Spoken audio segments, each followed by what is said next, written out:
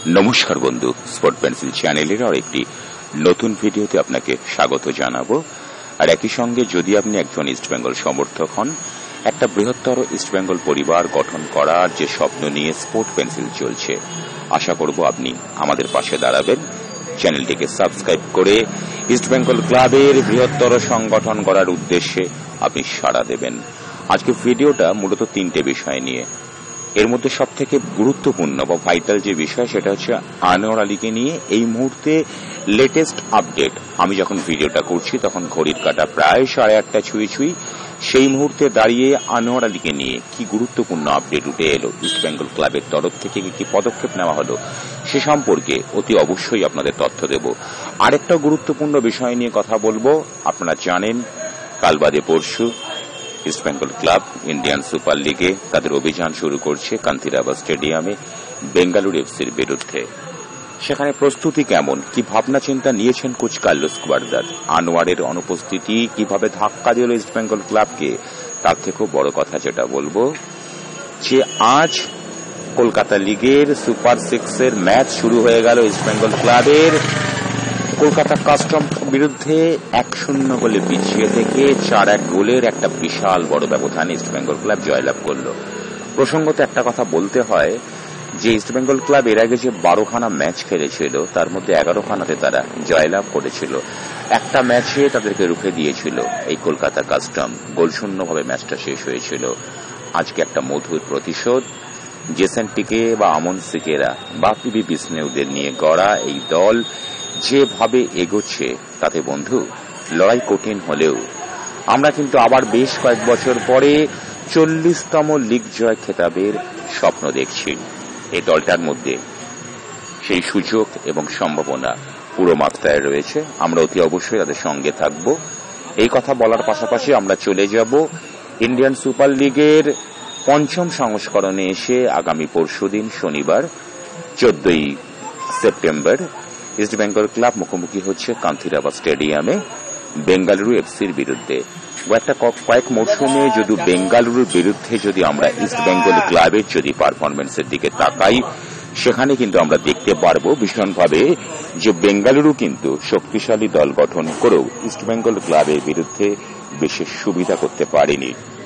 তাদেরকে ঘরের মাঠে থেকে শুরু করে নিজেদের মাঠে ইস্টবেঙ্গল ক্লাব পরাস্ত করেছে।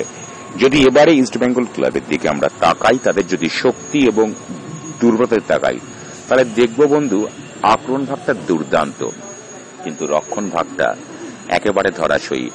আমরা দেখেছিলাম দলটার দুটো সাইড প্রান্ত খুব একটা ভারসাম্যহীন বলা চলে।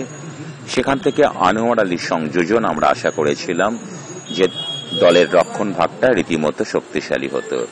আনোয়ার আলীকে নিয়ে যা যা ঘটনা ঘটেছে সেটা আপনাদের জানা, আমি এই মুহূর্তে সেটা বলবো না। একটু পরের ভিডিওতে আপনাদের সামনে সঠিক তথ্য আপডেটেশনটা তুলে ধরতে চাই আমি।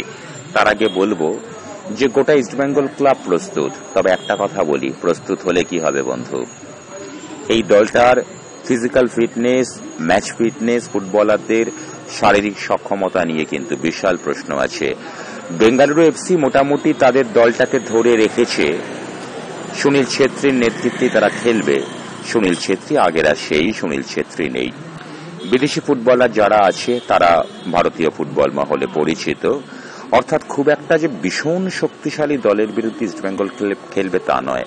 আবার আরেকটা কথাও বলতে হয় যে ডুরান্ডে আমরা যে বেঙ্গালুরুকে দেখেছি, যাদেরকে মোহনবাগান কোনো ক্রমে টাই ব্রেকারের মাধ্যমে পরাস্ত করে ফাইনালে গিয়েছিল, তাই দলটা কিন্তু নিজেদের মাঠে প্রবল জনসমর্থন, ব্লু ব্রিগেড ছেড়ে কথা বলবে না। অর্থাৎ সব মিলিয়ে ইস্টবেঙ্গল ক্লাবের সামনে কিন্তু রীতিমতো একটা কঠিন চ্যালেঞ্জ।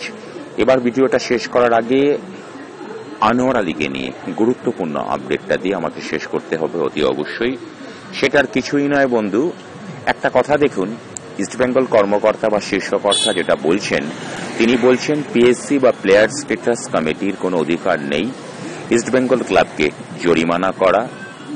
ইস্টবেঙ্গল ক্লাব বললে ভুল কথা হবে, ইনক্লুডিং আনোয়ার আলীকে জরিমানা করা, এবং একই সঙ্গে ওই যে দুটো মরশুমে ট্রান্সফার ব্যানটা যে করেছে নতুন কোনো ফুটবলার নিতে পারবে কিনা সেটাকে নিয়ে তারা ইতিমধ্যে বিভিন্ন আইনজ্ঞের সাথে পরামর্শ করেছে। তাদের মতন করে চিঠিও পাঠাচ্ছে, এবং আমরা জানি যে অ্যাপিল করলে শাস্তি কমলেও কমতে পারে। সে তো কমলো, সে তো ইস্টবেঙ্গল ক্লাবের নয় কমলো, নয় জরিমানার অঙ্ক কম হলো। কিন্তু আমাদের সব থেকে বড় যে প্রশ্নটা, সেটা হচ্ছে আনোয়ার আলী কি 4 মাসের নির্বাসন থাকবেন? যদি তিনি 4 মাসের নির্বাসনে থাকেন, তাহলে বন্ধু ইন্ডিয়ান সুপার লিগের প্রথম পর্বে অর্থাৎ ফেব্রুয়ারি মাসের আগে আমরা এই আনোয়ার আলীকে কোনোভাবেই ইস্টবেঙ্গল ক্লাবের জার্সি গায়ে খেলতে দেখব না। এটাকে নিয়ে ইস্টবেঙ্গল কর্মকর্তারা কি ভাবছেন? তারা কি ফিফার দ্বারস্থ হবেন? এখনো পর্যন্ত ইস্টবেঙ্গল কর্মকর্তারা যে ইঙ্গিত দিয়েছেন, তাতে ফিফার দ্বারস্থ হওয়ার কোনো কথা বা সম্ভাবনা আমরা শুনতে পাইনি। একই সঙ্গে আমরা এটা বলবো, গতকাল ইস্টবেঙ্গল ক্লাবের অনুশীলনে যোগ দিয়েছেন, এবং শরীরী ভাষা যদি কোনো মানুষের অভিব্যক্তি, তার মনোভাব যদি প্রকাশ করে, এমন যদি কোনো মানদণ্ড হয়, তাহলে বলতে হয় আনোয়ার শরীরী ভাষা কিন্তু একেবারেই বলছে না তিনি কোন রকম চাপে আছেন। কেন তিনি চাপে নেন? এর পেছনে নতুন কোন রসায়ন, নতুন কোন অঙ্ক আছে, ক্ষণে ক্ষণে বদলাচ্ছে। আজ দীর্ঘদিন ধরে আনোয়ারের বিষয়টাই হচ্ছে ভারতীয় ফুটবলের একদম মূল আলোচিত বিষয়, অত্যন্ত গুরুত্বপূর্ণ বিষয়। সেখানে ফেডারেশনের তরফ থেকে বলুন, দেখুন পিএসসি সিদ্ধান্ত নিয়েছে, তার মধ্যে ফেডারেশনের অনুমোদন নেই, এরকম সোনার পাথরবাটি অলিক কল্পনা করাটা একেবারে কিন্তু মূর্খের স্বর্গে বাস করা হবে।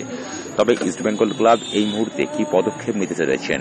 তারা নিজেদেরকে বাঁচাবেন না কোনো ফুটবলারকে বাঁচাবেন? কেন আনোয়ার আলী এতটা নিশ্চিন্ত রয়েছেন? তার শরীরী ভাষা কেন এতটা পজিটিভ? এগুলো নিয়ে কিন্তু বন্ধু রীতিমতো একটা গবেষণা হতে পারে। আমরা নিশ্চয়ই চাইব আনোয়ার আলী যেন খুব দ্রুত ইস্টবেঙ্গল ক্লাবের জার্সি গায়ে মাঠে ফিরে আসে। আপনি কি বলেন? ধন্যবাদ।